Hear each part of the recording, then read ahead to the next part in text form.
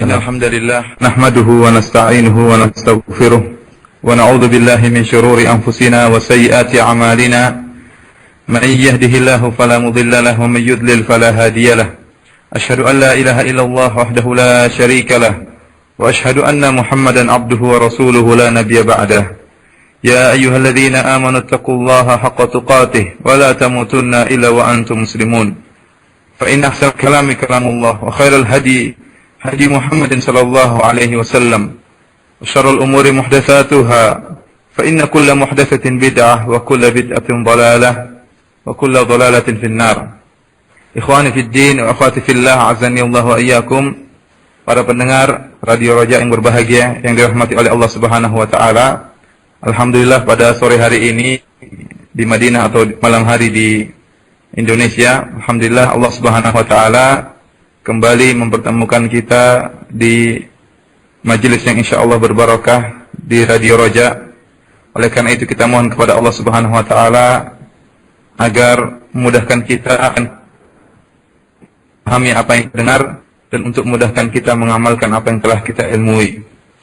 Pada pertemuan kita kali ini, ikhwah sekalian, akhwati fiddin, kita akan melanjutkan bahasan kita tentang al-ikhlas, tentang pembahasan hadis yang pertama, yaitu hadis tentang niyah, tentang ikhlas. Kita tahu bahwasanya ikhlas adalah intisari daripada agama Islam. Halalillahi dinul khalis. Yang bagi Allah hanyalah murni, agama yang ikhlas. Dan demikianlah dakwah para nabi. Mereka semua menyerukan kepada keikhlasan. Dan syiar mereka sebagaimana disebutkan oleh Allah Subhanahu wa taala dalam Al-Qur'an, "Wa ma as'alukum 'alaihi min ajrin in ajriya illa 'ala rabbil alamin." Demikianlah para nabi tatkala mereka berdakwah, mereka mengatakan, "Tidaklah aku minta kepada..."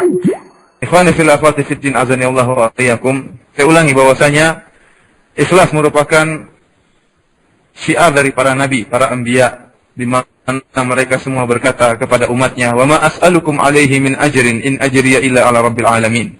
Tatkala mereka berdakwah, maka mereka berkata kepada umatnya, "Sungguhnya kami tidak minta kepada kalian sedikit pun ganjaran. Sungguhnya ganjaran kami, pahala kami ada di sisi Rabbil alamin." Sisi Allah Subhanahu wa taala merupakan syiar orang-orang yang bertakwa kepada Allah Subhanahu wa taala.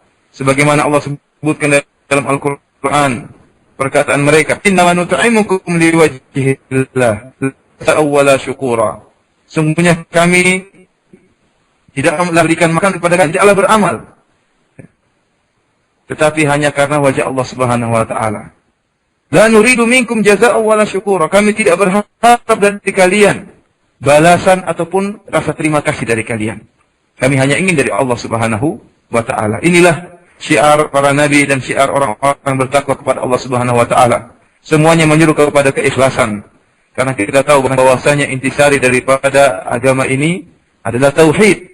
Dan intisari dari tauhid adalah keikhlasan. Tidaklah kita beribadah kecuali hanya kepada Allah Subhanahu wa taala. Ikhwani fillah wa fiddin, azani Allah wa iyyakum. Pada pertemuan kita kali ini insyaallah saya akan menyebutkan beberapa faedah dari keikhlasan.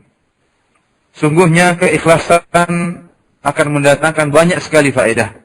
Namun saya akan hanya menyebutkan beberapa faedah yang sangat penting agar kita bersemangat untuk bisa memperoleh keikhlasan dan menjauhkan diri kita dari yang namanya riya dan sum'ah. Faedah yang pertama yaitu bahwasanya ikhlas merupakan sebab maghfiratul dzunub, sebab untuk diampunkannya dosa-dosa kita.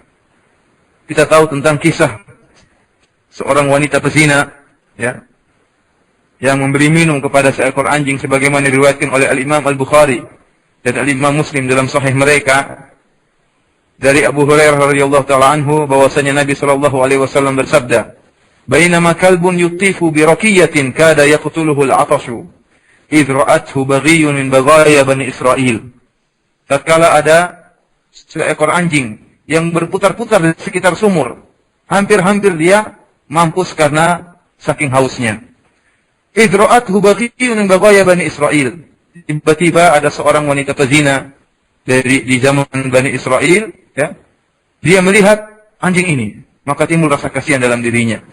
Fanasa'at muqaha fasaqathu faghufira laha bihi.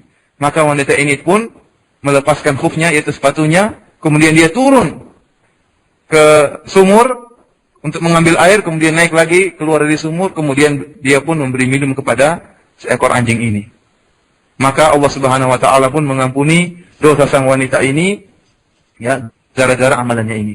Ikhwani fillah, azanillahu wa iyyakum. Al-Imam Ibnu Qayyim rahimahullah dalam Madarijus Salikin menyebutkan bagaimana, ya, sebab amal yang dilakukan oleh wanita ini. Kenapa dengan sebab amalan yang kelihatannya sepele tersebut Allah Subhanahu wa taala mengampuni dosa-dosanya? Padahal dia telah terjerumus dalam dosa besar, yaitu perzinahan. Zina bukan dosa yang sepele, dosa besar. Akan tetapi kata Al-Imam Ibnu Qayyim, karena sesuatu yang terdapat dalam hatinya, itu karena keimanan yang sangat kuat, keyakinan dan keikhlasan yang terdapat dalam dirinya. Kalau kita perhatikan amalan wanita ini, lihatlah, dia tatkala beramal, tatkala dia memberi minum kepada anjing ini, apa yang dia harapkan? Dia sama sekali tidak mengharapkan pahala kecuali dari Allah Subhanahu wa taala. Anjing, apa yang kita harapkan dari seekor anjing? Mau rasa syukur, mau terima kasih dari anjing, kita tidak perlu. Apalagi anjing mungkin binatang yang hina. Tidak perlu kita harapkan rasa syukur dari anjing. Wanita yang demikian, dia tidak mengharapkan sama sekali suatu pun dari anjing ini. Kemudian lihat bagaimana, ya, dia berusaha. Tatkala dia beramal, dia berusaha dengan susah payah. Seorang wanita turun ke dalam sumur, bisa jadi sumurnya dalam, turun ke dalam sumur sambil menggigit sepatunya untuk diisi dengan air. Kemudian manjat lagi ke atas dengan menggigit sepatunya. Ini pekerjaan yang bukan pekerjaan yang ringan. Apalagi seorang wanita naik turun dalam sumur bukan pekerjaan yang ringan. Kemudian yang ketiga, tatkala dia beramal, zahir hadis menunjukkan tidak seorang pun melihat dia. Tidak seorang pun melihat sikap dari sang wanita pezina ini. Inilah yang menimbulkan keikhlasan dalam dirinya. Oleh karena itu, para ulama menjelaskan bahwasanya cahaya ikhlas di akhirat kelak akan menghancurkan, ya, dosa-dosa yang ada.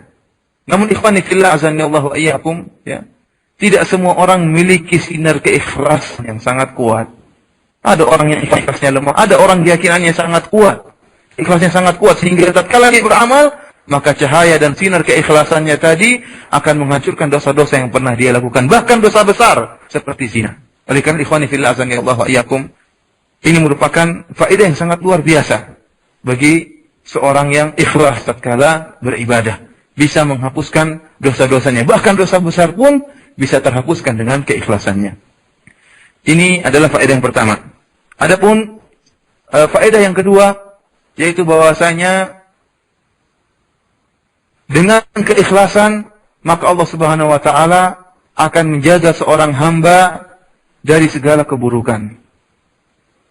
Dalam Al-Quran Allah Subhanahu wa taala mengatakan, "Alaihissallahu bikafin 'abdah." Alaihissallahu bikafin 'abdah. Bukankah Allah yang telah menjaga hambanya? Abdah di sini dalam bahasa Arab, ya, disebutkan bahwasanya abdun di sini adalah mufrad dan diidhafahkan kepada dhamir, yaitu dhamir ha. Yang dalam usul fikih, jika ada mufrad diidhafahkan kepada ma'rifah, maka akan memberikan faedah keumuman. Itu artinya bukanlahkah Allah Subhanahu wa taala akan menjaga seluruh hamba-hambanya? Hamba-hamba apa yang beribadah kepada Allah Subhanahu wa taala, yang ikhlas kepada Allah Subhanahu wa taala. Oleh karena itu dalam qiraah yang lain disebutkan alaihissallahu bikafin ibadahu. Bukankah Allah Subhanahu wa taala dengan menjamak abad? Bukankah Allah Subhanahu wa taala akan menjaga hamba-hambanya? Maksudnya di sini apa? Yaitu hamba yang beribadah dengan sebenar-benarnya. Wal ubudiyah la tatahaqqaqu illa bil ikhlas.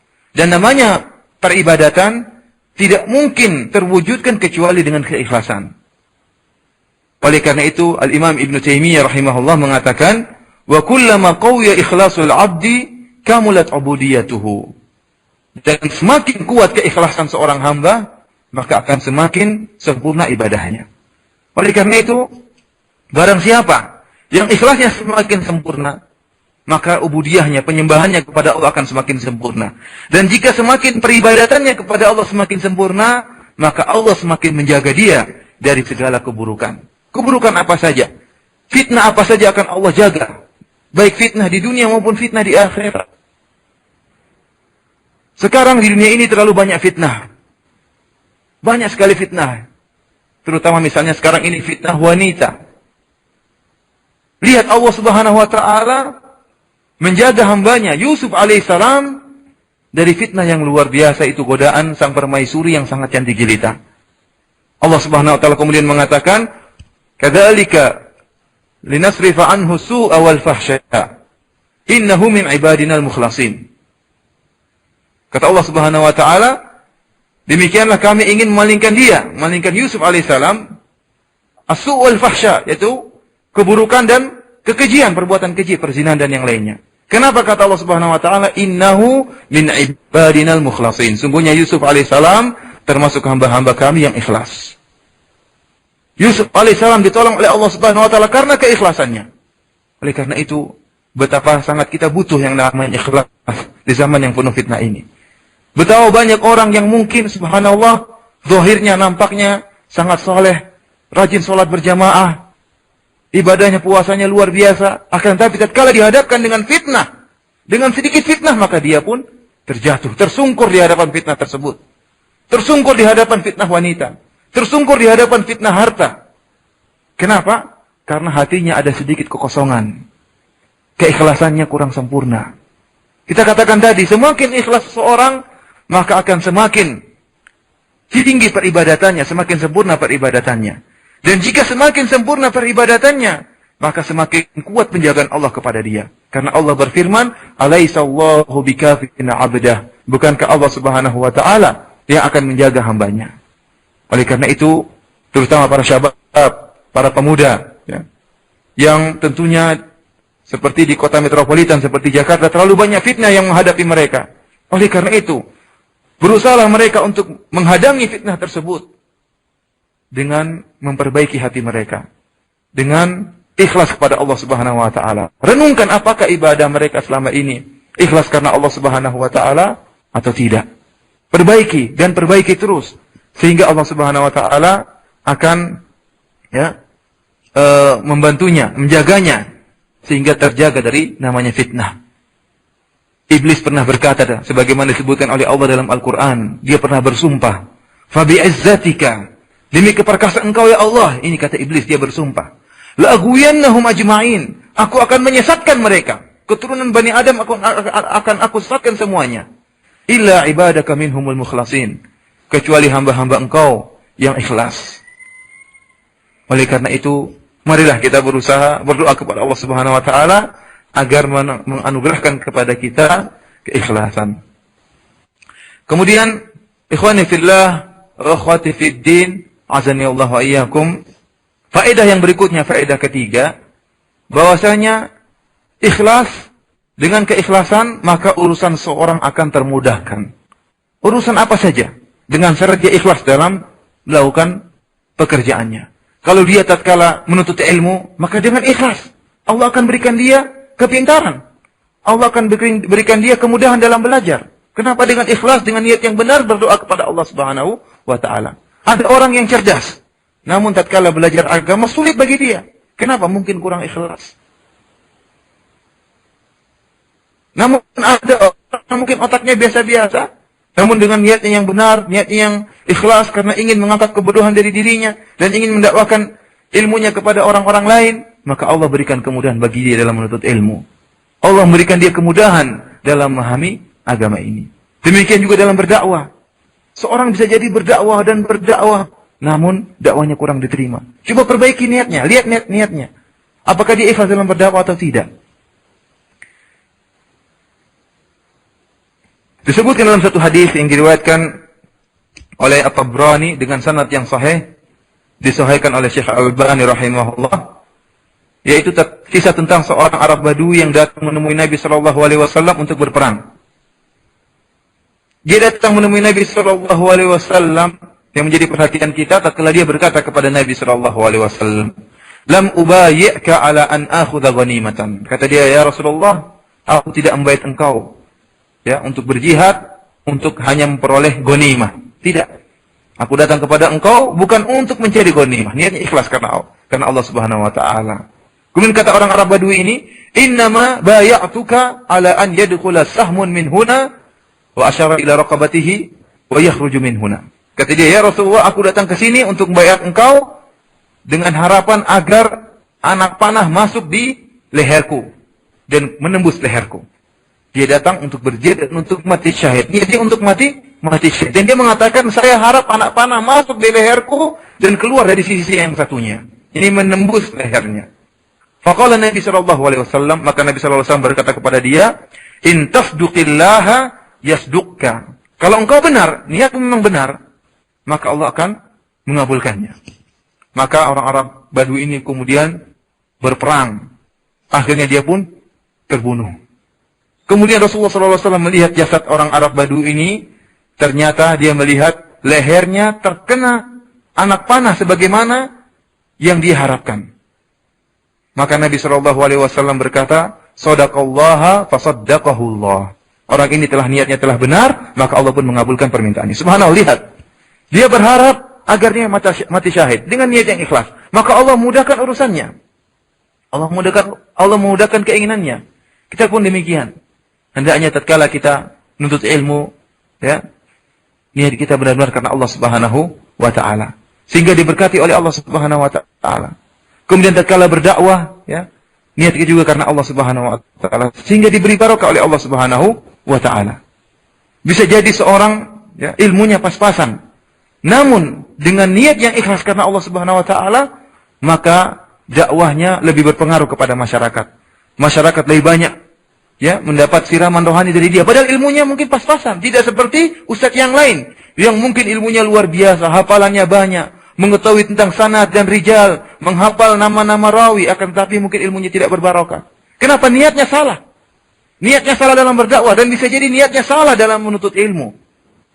Bisa jadi dia tatkala menuntut ilmu, sudah bersafar ke negeri yang jauh, ternyata niatnya untuk menyaingi saudaranya, untuk menyaingi ustaz yang lain. Tatkala pulang, mungkin ilmunya luar biasa, ilmunya banyak, namun tidak ada yang mengambil faedah dari ilmunya. Kemudian kalau dia pun berdakwah, yang timbul adalah keributan. Yang timbul adalah perpecahan. Kenapa? Karena tidak dibangun dengan keikhlasan yang benar. Dan semua amal, ya, tatkala kita menulis buku juga, tatkala kita memberikan ceramah, menulis buku, ya, maka hendaknya niat kita benar-benar karena Allah Subhanahu wa taala. Betapa banyak orang yang mungkin punya mu'allafat yang sangat banyak, tulisan yang sangat banyak, makalah yang sangat banyak, namun tidak bermanfaat. Apa yang mungkin cuma nulis sekali-sekali, akan tetapi Allah beri berkah dan tulisannya bermanfaat. Oleh karena itu, Al-Imam Malik tatkala ingin menulis Muwatta, kitab hadis, maka ada orang yang mengatakan kepada dia, "Wahai Imam Malik, al-Muwatta'at katsir." Imam Malik, kitab Muwatta yang namanya kitab hadis banyak sekali. Kata Imam Malik, benar banyak, akan tetapi maka nadillahi fahuwa yabqa. Akan tetapi apa yang ditulis karena Allah Subhanahu wa taala, apa saja yang karena Allah Subhanahu wa taala, maka dia akan tetap kekal. Maka lihatlah sekarang, Muwatta yang lain tidak ada yang kita kenal. Yang kita kenal cuma Muwatta Imam Malik. Demikian juga Al-Hafidz Ibnu Hajar, tatkala dia ingin menulis syarah dari Sahih Al-Bukhari, maka orang-orang pun menegur dia. Kata mereka, syarah Sahih Al-Bukhari banyak sekali. Maka Al-Hafidz Ibnu Hajar juga dengan keyakinannya mengatakan, ya, maka nalillahi wa huwa fahuwa abqa. Apa yang ditulis karena Allah Subhanahu wa taala, maka dia akan kekal. Lihatlah bagaimana sekarang orang-orang, ya, semuanya mengambil faedah dari kitab Fathul Bari karangan Al-Hafidz Ibnu Hajar rahimahullah. Kemudian faedah yang berikutnya, ikhwan fillah azani Allah wa iyyakum, faedah yang berikutnya yaitu bahwasanya niyyah akan memperbesar pahala amalan seseorang. Sebagai salah mengatakan, rubba amalin saghirin tu'azzimuhu niyyah. Betapa banyak amalan yang kelihatannya sepele, namun pahalanya dilipat ganda besar niatnya Allah Subhanahu wa taala. Kenapa? Karena para imam menjelaskan di antara Ibnu Al-Qayyim wa Ibnu Taimiyah rahimahullah bahwasanya al-a'mal tafadhal bima yatafadhal fil qulub. Bahwasanya amalan-amalan itu, ya, bertingkat-tingkat sesuai dengan apa yang dalam. Bisa jadi dua orang melakukan amalan yang sama, sama-sama sholat, sama-sama sholat 2 rakaat, sama-sama di saf yang pertama, akan tetapi pahalanya jauh berbeda antara dengan yang kedua. Karena apa yang terdapat dalam hati. Yang satu ikhlasnya biasa, keyakinannya luar biasa, imannya luar biasa. Yang satu imannya mungkin kurang. Oleh karena itu, yang satu mendapatkan pahala yang sangat besar, yang satu pahalanya tidak seberapa. Jangan berikan amalan apa saja. Yang penting niat kita ketika kita beramal. Yakinlah bahwasanya niat kita kalau kita benar-benar beramal, maka pahalanya akan diperbesarkan oleh Allah Subhanahu wa taala. Oleh karena itu sebelum kita beramal, ikhwani fillah wa fiddin azani Allah wa iyyakum, hendaknya kita bertanya. Sebelum kita terjun dalam amalan kita bertanya, amalan kita ini untuk Allah atau bukan? Terus disebutkan oleh para ulama bahwasanya di antara lafaz hadis innamal a'malu binniyat ada lafaz yang datang innamal a'malu binniyah dengan tidak mentasydid huruf ya. Yang masyhur itu binniyah dengan mentasydid huruf ya. Ada riwayat lafaznya innamal a'malu binniyah dengan mentasydid ya. Bedanya kalau dengan mentasydid ya artinya sungguhnya amalan-amalan itu ada niatnya. Tetapi kalau dengan mentahfidz tidak dengan ditasydid, niyah itu dalam bahasa Arab diambil dari kata wana yani yang artinya akhara wa abta'a atau wa abta'a. Yang artinya sebentar. Seakan-akan Rasulullah mengatakan amalan-amalan itu sebelum dikerjakan berhenti dulu. Ini faedah dari lafaz yang lain. Oleh karena itu tatkala kita ingin beramal, kita berhenti dulu. Tanya, kita beramal karena kita dulu. Oleh karena itu dikatakan kepada sebagian salaf, ala tahdurul janazah. Kenapa engkau tidak menghadiri janazah? Maka dia mengatakan, hatta ukhdiran niyah. Sampai aku menghadirkan niyah. Subhanallah, dalam amalan apa saja hendaknya kita berusaha. Kita berdakwah, ya, kita ikut pengajian. Tanya, kita ikut pengajian ini benar karena Allah atau enggak? Atau hanya sekedar ingin ngerumpi, atau hanya sekedar ingin ngumpul-ngumpul sama teman, atau sekedar hanya ingin jualan. Tanya kepada diri kita sendiri, batin kita. Kenapa? Agar Allah beri berkah dalam amalan kita, agar Allah melipat gandakan pahala yang kita peroleh ketika kita beramal dengan amalan. Meskipun amalan kita sedikit. Kemudian ikhwani fillah azani Allah wa iyyakum, bahkan bisa jadi seorang dicatat amalan solehnya meskipun dia belum beramal. Dengan apa? Dengan niat solehnya, dengan niat ikhlasnya, dia tidak sempat beramal, maka Allah tetap menuliskan dia mendapatkan pahala amalan. Oleh karena itu Allah Subhanahu wa taala berfirman, "Wa man yakhruj min baitihi muhajiran ila Allah wa rasulih, thumma yudrikul maut, faqad waqa'a ajru 'ala Allah, wa kana Allahu ghafurur rahim." Barang siapa yang keluar dari rumahnya dalam niat untuk berhijrah kepada Allah dan Rasulnya, kemudian thumma yudrikul maut, kemudian dia meninggal, belum sampai niatnya amalannya belum sampai untuk berhijrah, tapi niatnya sudah sampai. Setelah dia keluar rumah, niatnya sudah dia sampaikan bahwasanya dia ingin hijrah karena Allah dan Rasulnya. Namun tidak sempat hijrah, kenapa? Keburu meninggal. Apa kata Allah? Faqad waqa'a ajru 'ala Allah. Maka Allah telah memberikan ganjarannya. Oleh karena dalam hadis yang sahih, Rasulullah SAW bersabda, "Idza maridal 'abdu aw safar, kutiba lahu ma kana ya'malu sahihan muqiman." Jika seorang hamba sakit atau sedang bersafar, maka akan ditulis bagi dia pahala sebagaimana dia kalau beramal dalam keadaan sehat dan keadaan mukim. Kenapa? Karena dia biasanya memang kalau lagi sehat dan lagi sedang mukim, amalannya seperti itu. Namun datang halangan. Kenapa? Dia dalam keadaan sakit atau dalam keadaan bersafar. Namun niatnya selalu ingin beramal sebagaimana kalau dia dalam keadaan sehat. Maka Allah Subhanahu wa taala akan berikan kepada dia pahala meskipun dia tidak sempat beramal sebagaimana tatkala dia sedang sehat dan dalam keadaan mukim. Kemudian ikhwani fillah azanillahu wa iyyakum. Di antara faedah ikhlas, yaitu ikhlas bisa merubah perkara-perkara yang mubah menjadi perkara-perkara yang merupakan ibadah. Dan ini merupakan kelebihan orang yang ikhlas daripada yang lain. Orang-orang awam, orang-orang yang tidak ikhlas, mereka tatkala mengerjakan pekerjaan yang mubah seperti tidur, makan, maka tidak terbetik dalam hati mereka bahwasanya ini bisa jadi ibadah. Berbeda dengan orang yang ikhlas. Tatkala dia makan, dia niatkan, ya Allah saya makan untuk agar kuat beribadah. Tatkala dia tidur, ya Allah saya niatkan untuk bisa kuat beribadah. Apapun dia lakukan, dia niatkan. Kalau dia niatkan dengan karena Allah Subhanahu wa taala, maka Allah akan memberikan pahala bagi dia. Meskipun minumnya, makannya, tidurnya, semuanya akan diberi ganjaran oleh Allah Subhanahu wa taala. Oleh karena itu, Rasulullah sallallahu alaihi wasallam pernah bersabda kepada Sa'ad bin Abi Waqqas, "Innaka lan tunfiqa nafaqatan tabtaghi biha wajha Allah illa ujirta 'alaiha hatta ma taj'alu fi imra'atik." Kata Rasulullah sallallahu, "Wahai Sa'ad bin Abi Waqqas, sungguhnya engkau tidaklah menafkahkan nafkah apa saja. Tabtaghi biha wajha Allah, dengan syarat apa? Tabtaghi biha wajha Allah. Engkau mengharapkan wajah Allah Subhanahu wa taala. Illa ujirta 'alaiha, kecuali Allah akan berikan ganjaran bagi engkau. Hatta ma taj'alu fi imra'atik." Bahkan sampai-sampai ya, makanan yang engkau suapkan ke mulut istrimu. Bayangkan, ini perkara biasa.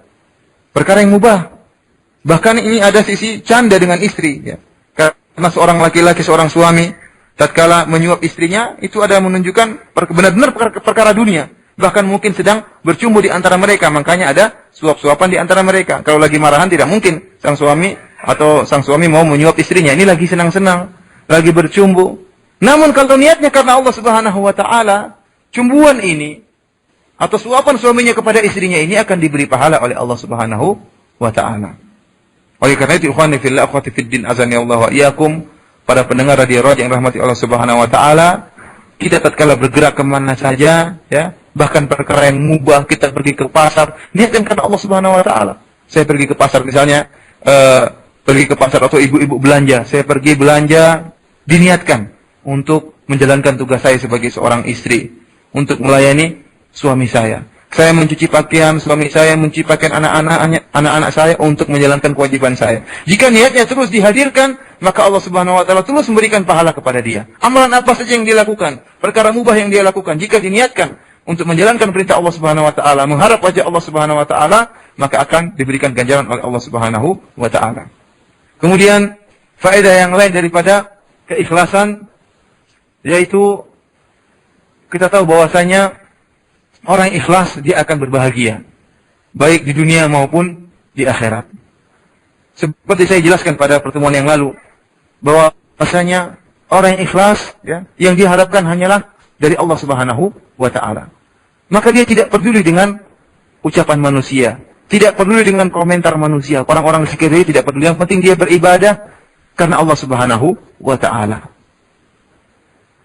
Berbeda dengan orang yang tidak ikhlas, yang hanya mengharapkan pujian manusia. Bisa jadi dia beramal semangat, tatkala pujian yang dia cari-cari itu tidak ada, maka dia pun berhenti beramal. Oleh karena itu, orang yang beramal karena mengharapkan pujian manusia, ya, maka dia akan tersiksa. Sebelum dia beramal, dia sudah tersiksa. Kenapa? Dia sudah berpikir bagaimana bisa meraih pujian dari manusia. Tatkala dia beramal dan sudah mendapatkan pujian, sudah dipuji, dia pun masih tersiksa. Jangan-jangan nanti orang tidak muji dia lagi. Bagaimana bisa menjaga pujian manusia tetap berada pada dirinya? Itu pun tersiksa. Namun jika seorang beramal karena Allah Subhanahu wa taala, "Innama nut'imukum liwajhillah, la nuridu minkum jazaa'a wala syukura." Yaitu memberi infak, memberi makan fakir miskin, tidak mengharapkan rasa terima kasih dari mereka. Mau diterima kasih atau tidak, dia tidak peduli. Yang diharapkan hanya Allah Subhanahu wa taala, dia akan bahagia. Adapun kalau kita mengkaitkan amal kita dengan tanggapan manusia, maka ridhon nasi ghayatun la tudrak. Sebagian perkataan sebagian salah, bahwasanya ya, mencari keridhaan manusia itu suatu tujuan yang tidak bisa dicapai. Tatkala kita beramal bisa jadi sebagian orang ridha, sebagian orang tidak ridha. Dan demikianlah manusia. Ada yang ridho, ada yang tidak ridho. Namun barang siapa yang beramal karena Allah Subhanahu wa taala, maka dia akan mendapatkan kebahagiaan, baik di dunia apalagi di akhirat.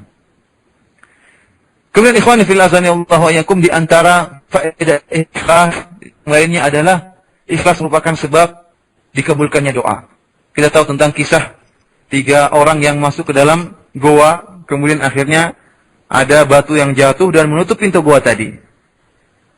Akhirnya mereka pun tahu bahwasanya mereka tidak akan selamat kecuali dengan berdoa kepada Allah, menyebutkan amalan yang mereka pernah lakukan. Sehingga akhirnya 3-tiganya berdoa. Dan setelah mereka menyebutkan amalan saleh mereka, ada yang berbakti kepada ibunya, kepada orang tuanya. Ada yang bisa jaga dirinya dari fitnah wanita, dan ada yang karena yang memberikan gaji kepada pekerjanya yang tertunda pembayarannya. Mereka mengatakan, Allahumma in kunna fa'alna dzalika ibtigha'a wajhik fafrij 'anna ma nahnu fihi. Setiap orang yang berdoa mengatakan, ya Allah, in kuntu fa'altu dzalika ibtigha'a wajhik fafrij 'anna ma nahnu fihi. Ya Allah, kalau memang apa yang aku lakukan ini karena wajah Engkau ya Allah, karena ikhlas karena Engkau ya Allah, maka ya bukakanlah pintu goa. Setiap mereka mengatakan demikian. Ini menunjukkan apa? Kalau amal yang ikhlas, maka doa seorang bisa dikabulkan. Sebagaimana telah kita sebutkan pada pertemuan yang lalu, Uwais Al-Qarani, rajulun yang sangat ikhlas, orang yang sangat ikhlas. Sampai-sampai Rasulullah SAW menyuruh Umar untuk meminta doa Uwais. Kenapa? Karena doanya dikabulkan oleh Allah Subhanahu wa ta'ala. Ikhwani fillah, azani Allah wa iyyakum. Sungguhnya faedah-faedah dari keikhlasan sangatlah banyak, namun saya cukupkan sampai di sini saja ya. Bagaimanapun ini hanya sekedar teori saja, yang praktekkan adalah kita sendiri. Barang siapa ingin merasakan faedah-faedah ini, maka silakan dia praktek, berusaha untuk ikhlas kepada Allah Subhanahu wa ta'ala. Jangan sampai dia terjerumus dalam riya, terjerumus dalam sum'ah ya. Jangan sampai dia tertipu dengan pujian manusia. Sungguhnya pujian manusia itu tidak akan bisa memberi manfaat kepada dia. Pujian manusia itu tidak akan bisa memberi manfaat kepadanya. Harus kita camkan bahwasanya seorang yang mengharapkan pujian manusia, ketahuilah bahwasanya pujian manusia itu tidak akan bisa memberi manfaat kepada dia. Kita lihat bagaimana, siapa sih manusia yang kita harapkan pujiannya itu? Apa manfaat yang bisa diberikan kepada kita? Dia sendiri tidak bisa memberi manfaat kepada dirinya. Dia sendiri tidak bisa menolak mudarat dari dirinya. Terus apa yang kita harapkan dari manusia? Orang bisa jadi badannya kekar, bisa jadi badannya gagah perkasa. Namun jika sakit, lihat bagaimana kondisinya. Sangat lemah. Bisa jadi menangis. Tadinya badannya kekar, bisa jadi menangis seperti anak kecil. Yang tadinya bisa memukul orang, bisa membunuh orang, tatkala sakit, lihat bagaimana. Tatkala dia tidur, tidak bisa apa-apa. Mungkin kalau kita melihat, bisa jadi kita meneteskan air mata melihat orang seperti ini. Manusia, ya, kita lihat. Mungkin makanannya sangat lezat, makanannya sangat enak, tidurnya di kasur yang sangat mewah. Tetapi coba lihat kalau dia meninggal, tidak bisa berbuat apa-apa.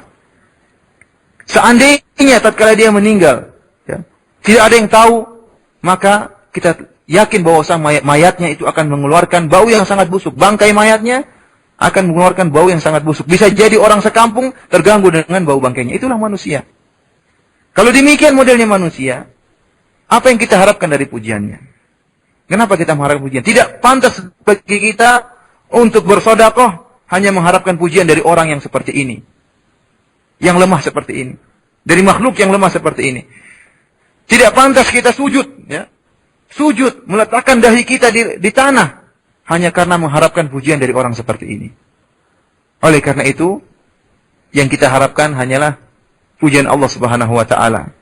Kalau kita ingin cari mukalah kepada Allah Subhanahu wa ta'ala. Karena hanya Allah yang bisa memberikan manfaat dan bisa menolak mudarat dari kita. Kemudian ikhwani fillah azanillahu wa iyyakum. Hendaknya kita berhati-hati yang dari namanya riya, dari namanya beramal karena selain Allah Subhanahu wa ta'ala.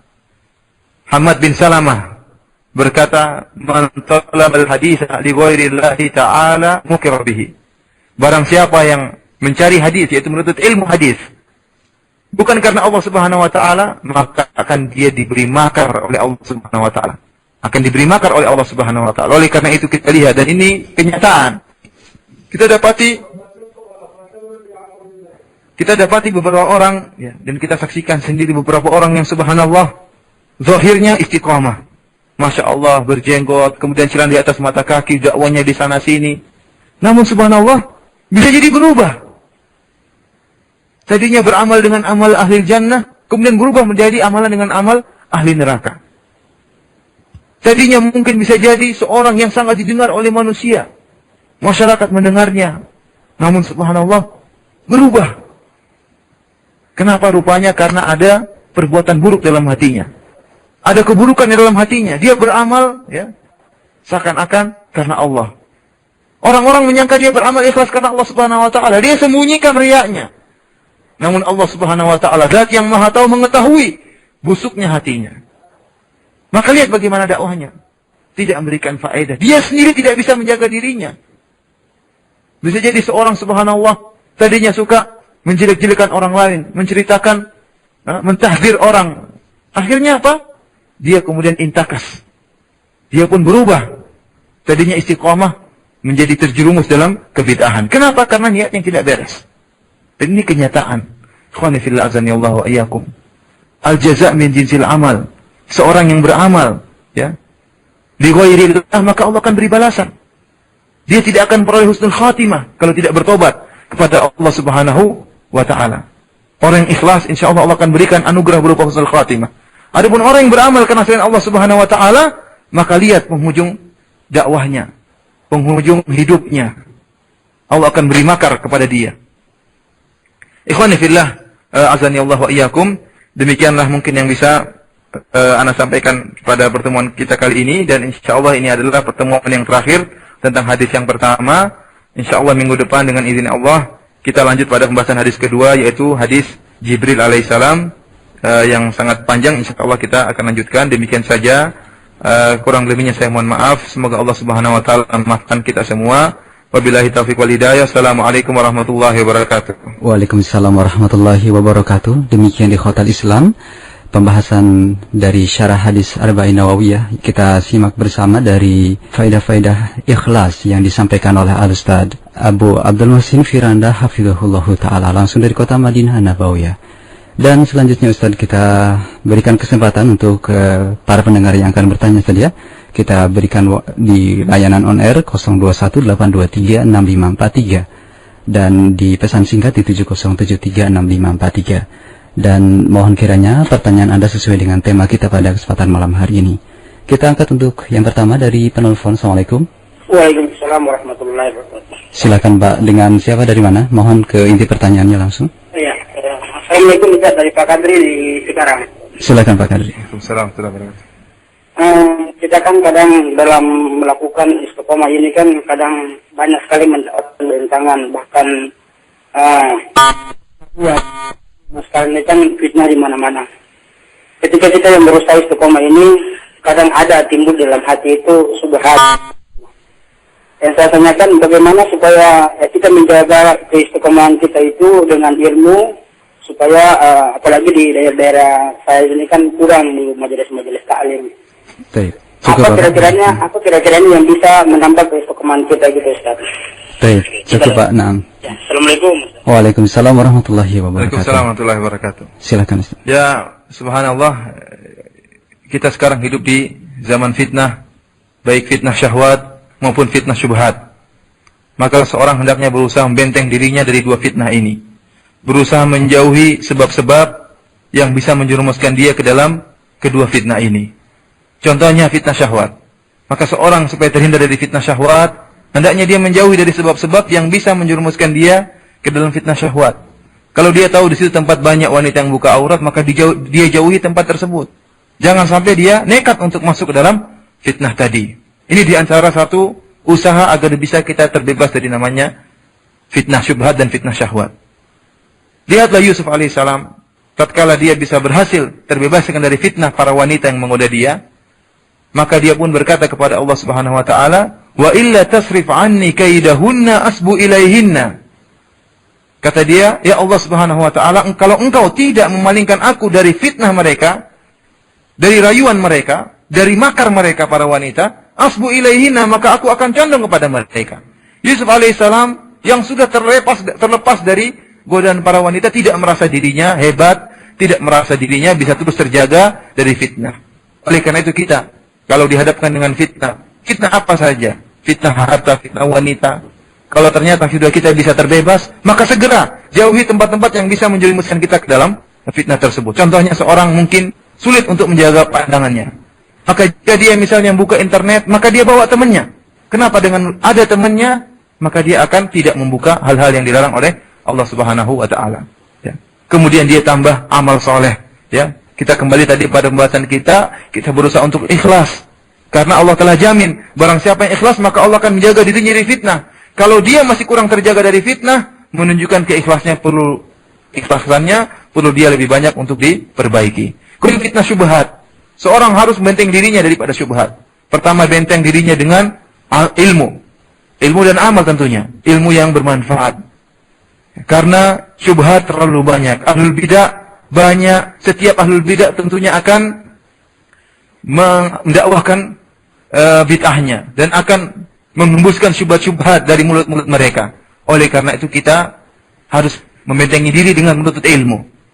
Bukankah Hudzaifah bin Yaman pernah berkata, "Kana an-nasu yas'aluna Rasulullah sallallahu alaihi wasallam 'anil syarr, 'anil khair, wa kuntu as'aluhu 'anil syarr makhafata yudrikani."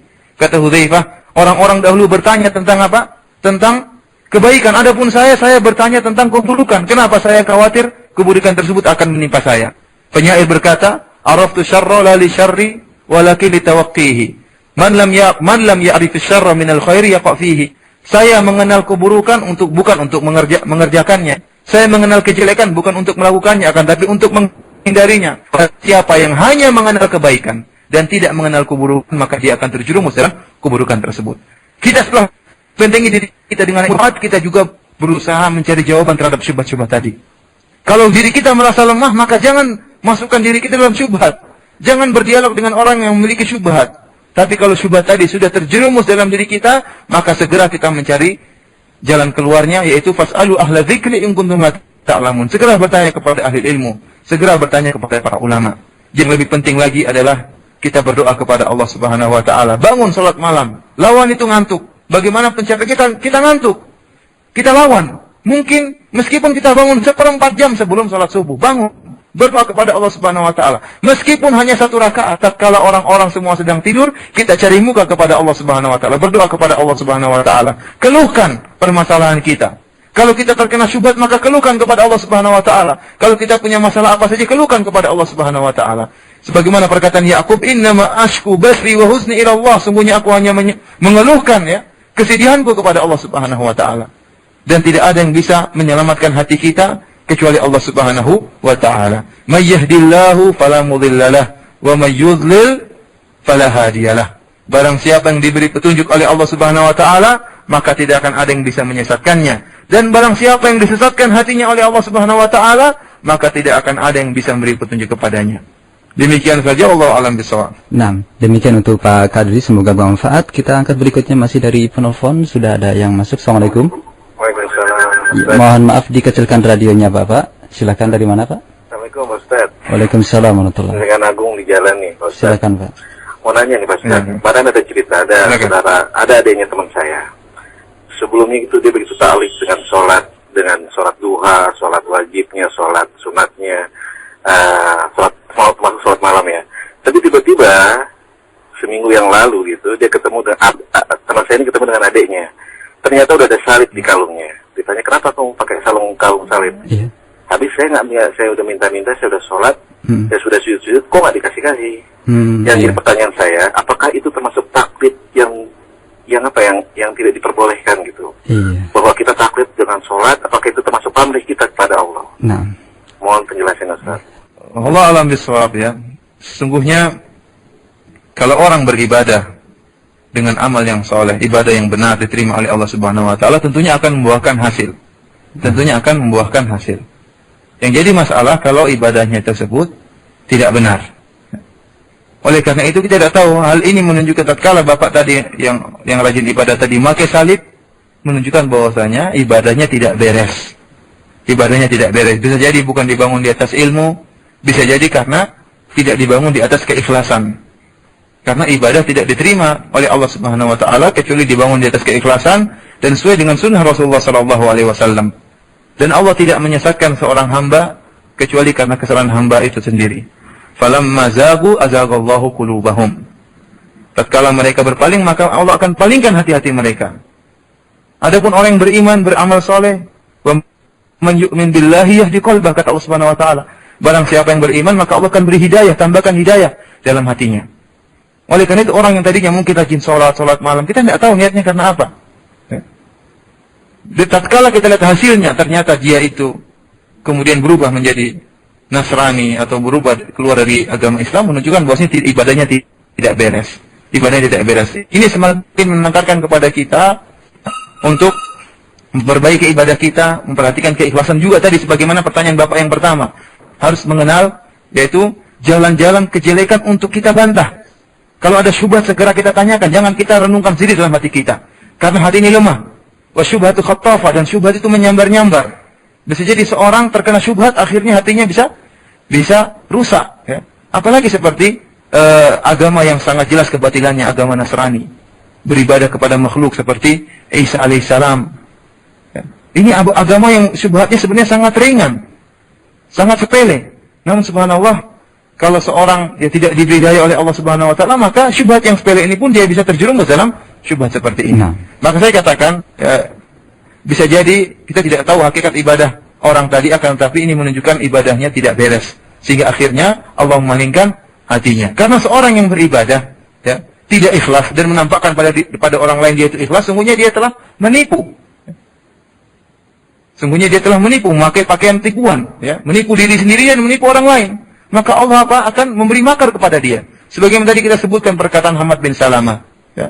Man talabal haditha li ghairillah mukira bihi. Barang siapa yang menuntut ilmu hadis karena selain Allah Subhanahu wa taala, akan diberi makar oleh Allah Subhanahu wa taala. Seperti saya sebutkan, bisa jadi orang mentahdzir, memperingatkan seorang dari kesalahan orang lain.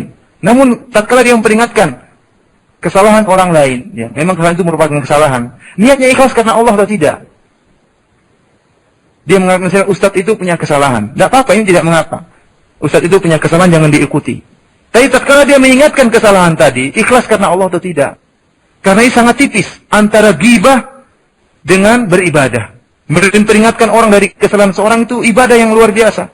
Namun kalau niatnya tidak benar, maka terjerumus dalam apa? Ghibah. Yang menentukan apa niat? Antara neraka dan surga. Oleh karena itu, seorang yang beramal menampakkan bahwasanya dia ikhlas, ternyata tidak ikhlas, maka Allah akan beri makar kepada dia. Wallahu a'lam bishawab. Saya melihat orang ini amalannya tidak benar karena Allah Subhanahu wa taala, sehingga hasilnya seperti itu. Baik. Kita angkat berikutnya dari penelpon kembali yang sudah masuk. Assalamualaikum. Waalaikumsalam. Ya, silakan diperkeras suaranya. Dari mana? Ya.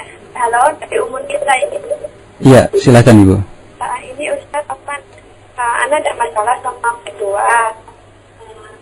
Anda kan pernah di dalam. Halo Ibu. Ada kesalahpahaman. Iya. Begini, Anda sama mertua ada masalah. Anda pernah difitnah sama mertua. Terus ada ibu yang mengadu sama Anda gitu. Anda dibilang Anda sekarang udah berubah. Kata mertua Anda itu menantu durhaka gitu. Anda dulu kan pernah melakukan hal yang Anda pikir Anda melakukannya untuk karena Allah gitu. Bismillah, Anda lakukan membantu mertua Anda gitu untuk tinggal sama Anda. Iya. Jadi karena Allah. Jadi sekarang Anda difitnah seperti itu. Anda diminta untuk mengklarifikasi sama ibu itu kalau Anda nggak melakukan hal seperti itu. Tapi Anda nggak mau. Tapi Anda coba sabar gitu. Tapi kok membuat hati Anda makin keras ya. Kemudian pertanyaan Ibu tadi ya. Nah, itu jatuhnya amalan Anda itu seperti apa Ustaz? Anda khawatir Anda jatuhnya dosa gitu Ustaz. Baik. Ya. Baik, cukup dulu ya. Terima kasih. Nah. Bu yang bertanya ya, kita katakan bahwasanya memang sungguh berat ya. Sungguh berat tatkala digabungkan antara ibu mertua dengan seorang istri. Dan ini banyak kejadian. Ibu suami tinggal bersama istri anaknya. Jadi seorang wanita bersama ibu mertuanya. Ini sering terjadi cekcok di antara keduanya. Ya. Kenapa? Karena banyak hal. Di antaranya seorang ibu namanya orang tua ingin yang terbaik bagi putranya. Maka tatkala melihat misalnya sang istri kurang baik dalam pelayanan, ya namanya tidak ada yang sempurna. Seorang istri tidak ada yang sempurna, ya. Mesti punya kekurangan. Mungkin cantik tapi masaknya kurang enak. Mungkin masaknya enak tapi kurang cantik. Ya. Pelayan dalam satu hal bagus, namun pelayan dalam hal yang lain kurang bagus. Dan ini sudah sifat manusia, apalagi seorang wanita. Dan terkadang kesalahan yang dilakukan oleh ibu mertua itu mengharapkan sesuatu yang sempurna bagi putranya. Sehingga kalau melihat kesalahan dilakukan oleh istrinya, maka dia pun tidak sabar. Dan bisa jadi dia sembunyikan dalam dirinya. Kebenciannya kepada menantunya ini dia sembunyikan dalam dirinya, dan suatu saat akan dia bongkar, akan meledak dengan bentuk mencari kesalahan sang menantu. Demikian juga sang menantu juga harus mengerti bahwasanya ibu mertuanya ini butuh kasih sayang anaknya. Bahwasanya dengan sebab ibu mertuanya ini ada suaminya ini adalah anak dari ibu ini. maka sang suami ini harus, atau suami wanita ini ya, tentunya harus berbakti kepada ibunya. Oleh karena itu bisa jadi dia mungkin memberikan uang yang lebih kepada ibunya. Maka sang menantu harus ngerti, jangan malah cemburu. Oh, kok ibu dibelikan ini saya tidak. Karena ini adalah kesempatan berbakti kepada orang tua. Karena orang tua adalah surga. Barang siapa yang bisa membuat ridho orang tuanya, maka dia akan mendapatkan surga. Namun barang siapa yang buat menangis orang tuanya, maka dia akan mendapatkan neraka, bagaimanapun amalannya. Oleh karena itu, sering terjadi percekcokan, bahkan perceraian, timbul karena digabungkannya antara mertua dengan menantu wanita. Karena tadi, ya, timbul kecemburuan, timbul kesalahpahaman, ketidakpuasan. Ya. Apalagi sang mertua misalnya membanding-bandingkan dengan istri-istri yang lain. Tuh istri orang itu kok tidak seperti kamu. Tuh istri orang itu tidak seperti kamu. Padahal subhanallah, padahal menantunya sudah baiknya luar biasa. Oleh karena itu, ini merupakan ujian. Saya katakan bahwasanya setiap orang pasti diuji. Setiap orang pasti diuji. Adapun amalan yang sudah dilakukan oleh mbak ini saya tidak tahu. Mudah-mudahan ikhlas karena Allah Subhanahu wa taala. Yang tahu adalah mbak sendiri. Namun bukan berarti tatkala timbul musibah ini berarti amalan mbak tidak ikhlas. Bukan berarti demikian. Bukan berarti niat baik mbak dulu mendatangkan ibu supaya tinggal di rumah, sekarang malah difitnah oleh ibu, ya, menunjukkan bahwasanya amalan mbak dulu tidak ikhlas. Bukan berarti demikian. Karena bisa jadi Allah menguji mbak. Karena Rasulullah SAW bersabda, yubtala rajulu ala qadri imanihi. In kana fi imanihi salabatun zida fi balaihi. Kata Rasulullah, seorang itu diuji berdasarkan keimanannya. Kalau tatkala uji oleh Allah Subhanahu wa taala, imannya kuat, maka Allah tambah ujiannya. Oleh karena itu dia bersabar menghadapi mertuanya. Bersabar menghadapi mertuanya, berdoa kepada Allah Subhanahu wa taala dan berusaha untuk ngalah. Berusaha untuk ngalah. Misalnya dalam kasus ini, sang mertua ingin dia membuktikan. Tidak apa-apa dia buktikan, ngalah. Jangan timbul keangkuhan. Saya kan nggak salah. Ngapain saya membuktikan? Jangan seperti itu. Oh, kita harus pahami orang tua. Orang tua itu, jangan menyuruh orang tua paham sama kita. Tidak bisa. Orang tua sudah tua. Kita yang berusaha paham sama orang tua. Ngalah sedikit. Kita ngalah di hadapan dia, tapi menang di hadapan Allah Subhanahu wa taala. Jangan timbul keangkuhan dari kita, malah kita mengatakan, saya tidak membuktikan, dong saya tidak salah. Ibu yang salah, mertua saya yang salah. Maka dia harus minta maaf sama saya. Oh, tidak bisa. Orang tua tidak bisa digitukan. Kita harus sabar, kita harus ngalah. Saya katakan tadi, kita ngalah di hadapan mertua kita, tapi kita menang di sisi Allah Subhanahu wa taala. Kalau orang yang ikhlas itu perkara yang ringan. Saya hanya berharap, saya tidak mengharapkan pujian mertua saya. Saya tidak harapkan syukur dari mertua saya mengharapkan pujian Allah Subhanahu wa taala. Oleh karena saya nasihat saya kepada Mbak agar niatnya dibenarkan, berdoa kepada Allah Subhanahu wa taala dan tidak mengapa ngalah sama ibu mertua demi menjaga kelanggengan. Karena bisa jadi berlanjut. Kalau tidak langgeng bisa jadi ibu mertua akan manas-manasi suami Mbak. Bahkan bisa jadi saya pada tingkatan menyuruh suami Mbak menceraikan Mbak. Karena banyak wanita yang lain lebih baik daripada Mbak misalnya. Oleh karena itu, demi kebaikan, baik dunia maupun akhirat, maka hendaknya ikhlaskan niat Mbak. Dan kemudian berusaha mengalah sama ibu. Berusaha mencari hati ibu juga. Bukan demi apa? Demi Allah Subhanahu wa ta'ala. Karena Allah Subhanahu wa ta'ala. Wallahu a'lam bishawab. Nah Ustaz, setelah tadi kita angkat pertanyaan dari 3 penelpon, kita angkat sebagiannya dari pesan singkat yang sudah begitu banyak masuk saja. Pertama dari saudari Nur Aini di Bogor. Apabila saya melaksanakan sholat sunnah, kemudian puasa sunnah dan amal-amalan soleh yang lainnya, hati saya sangat merasakan kebahagiaan. Pertanyaannya, apakah ini bisa membuat saya sombong dan lebih jauhnya menjerumuskan saya ke dalam riya, Ustaz? Demikian. Tidak, ini pertanyaan yang bagus ya. Bahwasanya orang yang beramal soleh, Allah akan berikan kelezatan, Allah akan berikan kenikmatan. Ya. Tentunya ini sebagaimana firman Allah Subhanahu wa taala, "Man 'amila shalihan min dzakarin aw untha wa huwa mu'minun falanuhyiyannahu hayatan thayyibah." Barang siapa yang beramal amalan soleh, baik laki-laki maupun perempuan, amal soleh apa saja, baik yang wajib maupun yang sunnah, maka Allah berikan kehidupan yang baik, kebahagiaan. Oleh karena itu rasa bahagia, rasa tenteram itu disyukuri, ya. Tapi jangan sampai meningkat pada tingkatan ujub, merasa sombong, merasa bangga diri. Saya bisa sholat sunnah, mereka tidak bisa. Jangan sampai ujub seperti itu. Kita kembalikan pada perkataan wala haula wala quwata illa billah. Tidak ada daya dan upaya kecuali dari Allah Subhanahu wa taala. Laula Allahu mahtadaina wa ma shalaina, kata para sahabat, kalau bukan karena Allah Subhanahu wa taala, kami tidak akan mendapatkan hidayah dan kami tidak akan sholat. Oleh karena itu, kita bisa sholat sunnah, kita bisa ibadah itu karena Allah Subhanahu wa taala, bukan semata-mata karena kemampuan kita, enggak. Tapi karena hidayah dari Allah Subhanahu wa taala. Adapun rasa bahagia, rasa ketentraman itu adalah nikmat dari Allah Subhanahu wa taala, kita syukuri. Harus kita syukuri, dan jangan sampai kita berprasangka bahwasanya kita kalau merasakan bahagia berarti ujub. Enggak, justru itu nikmat dari Allah Subhanahu wa taala. Cuma terus dijaga, jangan sampai beranjak pada setan datang kemudian menjerumuskan kita ke dalam sifat ujub atau riya, ya. Baik. Wallahu a'lam bishawab. Nah, selanjutnya dari Pak Sukanto di Jakarta. Ustadz, apakah apabila seorang suami menceritakan amal-amal kebaikan kepada istrinya dengan harapan istrinya tersebut semakin sayang kepada suaminya akan menyebabkan rusaknya amalan suami tersebut, Ustadz? Ikhwani fillah azani Allah wa iyyakum. Kita tahu bahwasanya di antara hal yang bisa mendorong keikhlasan atau menjaga keikhlasan yaitu apa? Menyembunyikan kebaikan kita. Oleh karena itu, Allah Subhanahu wa taala menjamin di antara 7 golongan ada 2 golongan yang Allah akan menaungi mereka pada hari kiamat, hari yang sangat mengerikan yang tidak ada naungan kecuali naungan Allah Subhanahu wa taala. Hari di mana ya matahari jaraknya 1 mil, ya. Hari yang sangat mengerikan.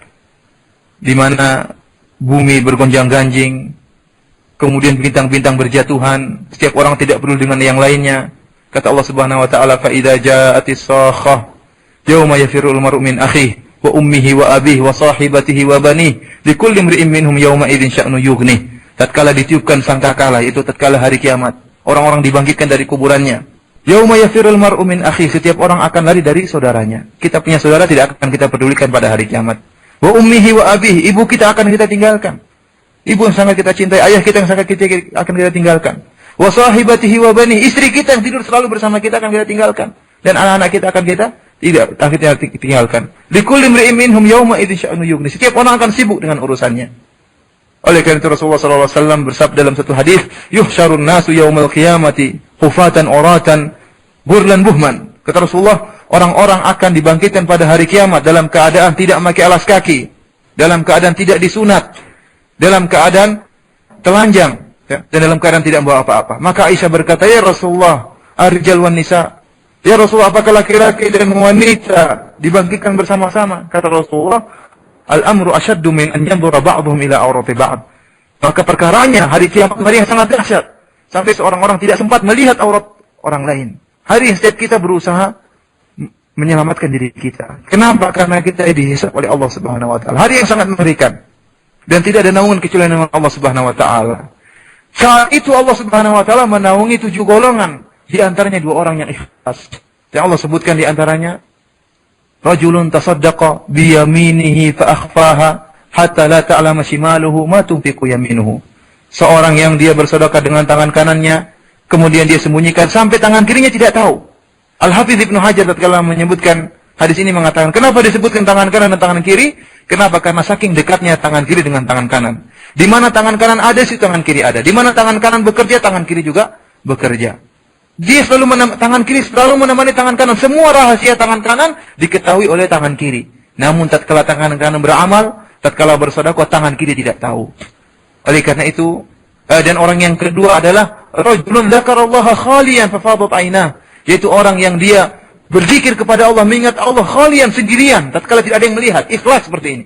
Maka dia pun menangis. Bukan orang yang berzikir berjamaah kemudian menangis ramai-ramai, bukan. Ini disebut oleh Rasulullah orang yang berzikir sendirian, ingat Allah sendirian, tidak ada yang melihat. Menangis bukan karena tangisan orang, tapi menangis karena Allah Subhanahu wa taala menurunkan dosa-dosanya. Orang ini pun ikhlas dan akan dilindungi oleh Allah Subhanahu wa taala. Oleh karena itu asalnya kita menyembunyikan amalan kita. Disebutkan bahwasanya sebagian salaf, ya, bahkan sama istrinya pun dia tidak ceritakan, ya. Dia berusaha tatkala tidur istrinya mengatakan, suami saya itu ya menipuku seperti saya menipu anak saya kalau mau tidurkan anak saya. Seorang ibu tentunya tatkala ingin menidurkan anaknya, terkadang dia pura-pura tidur supaya anaknya tidak ajak ngobrol terus. Kata dia, demikian juga suami saya pura-pura tidur bersama saya. Tatkala saya sudah terlelap, maka dia pun keluar salat malam. Ini sebagian salaf seperti itu. Bahkan istrinya pun tidak tahu.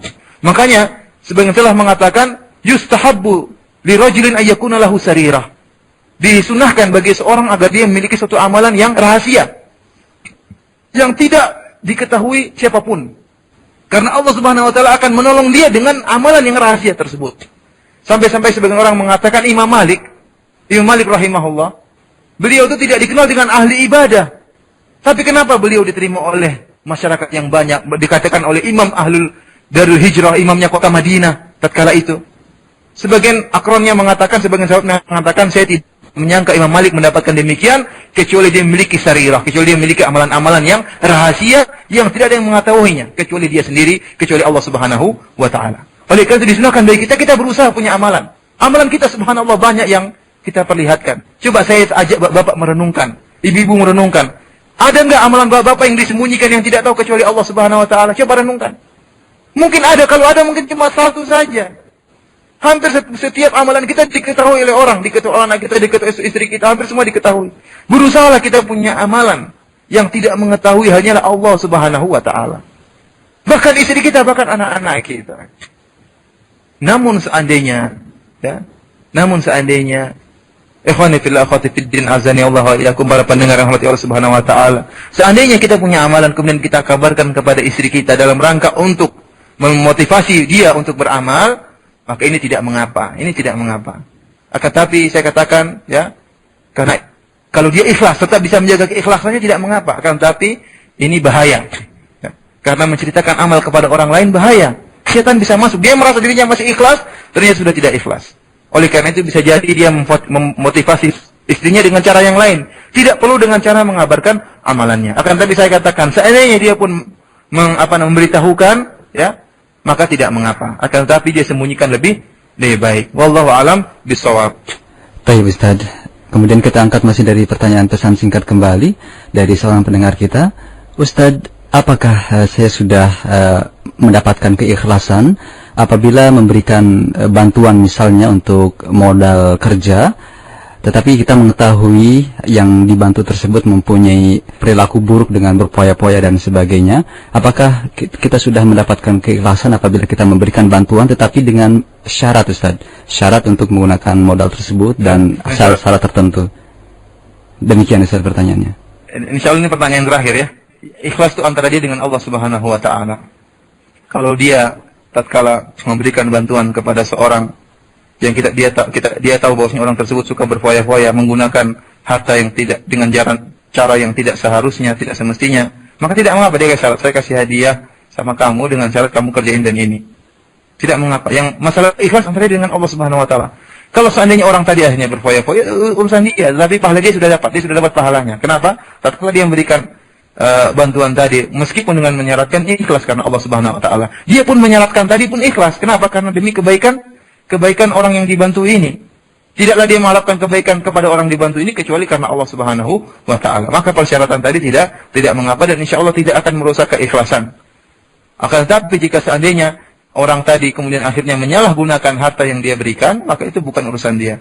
Yang penting dia ikhlas tatkala dia memberikan antara dia dengan Allah Subhanahu wa Ta'ala. Wallahu a'lam bishawab.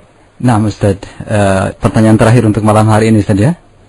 Nah, mungkin untuk menutup acara kita pada malam hari ini ada satu penutup untuk menutup kajian kita. Tafadhol. Yang ingin saya sampaikan yang terakhir yaitu ikhwani fillah azani Allah wa iyyakum. Selain kita berusaha untuk ikhlas, kita juga hati-hati dengan sebagaimana kita disunahkan untuk memiliki sarirah, amalan rahasia yang tidak mengetahuinya Allah Subhanahu wa Ta'ala. Kemudian juga kita harus hati-hati dari maksiat yang rahasia. Ada di sana maksiat yang rahasia yang tidak tahu kecuali Allah Subhanahu wa Ta'ala. Jangan sampai Allah kemudian menghinakan kita gara-gara maksiat yang rahasia ini. Betapa banyak orang ya yang nampaknya istiqomah, memiliki ilmu, dakwahnya diterima, namun tiba-tiba berubah. Kenapa? Karena tentunya ada sarirah, ada maksiat yang rahasia yang dia lakukan. Baik karena riya atau karena maksiat yang lain secara umum. Pokoknya yang rahasia yang tidak tahu kecuali Allah Subhanahu wa Ta'ala. Di antara maksiat yang rahasia tentunya adalah sikap ingin dipuji, sikap ingin disebut-sebut. Oleh karena itu, ya, marilah kita kalau masih memiliki seperti itu berusaha untuk bertobat kepada Allah Subhanahu wa Ta'ala. Jangan sampai Allah menghinakan kita, terutama tatkala kita di akhir hayat kita. Jangan sampai kita meninggal dalam keadaan su'ul khatimah gara-gara kemaksiatan yang merupakan rahasia antara kita dengan Allah Subhanahu wa Ta'ala. Seorang jika terjerumus dalam kemaksiatan, maka hendaknya segera dia bertobat kepada Allah Subhanahu wa Ta'ala dan tidak terus istimrar di atas maksiat tadi. Karena tidak ada yang melihat, maka dia terus-terusan melakukan maksiat tadi. Demikian saja apa yang bisa saya sampaikan. Wabillahi taufiq wal hidayah. Assalamualaikum warahmatullahi wabarakatuh.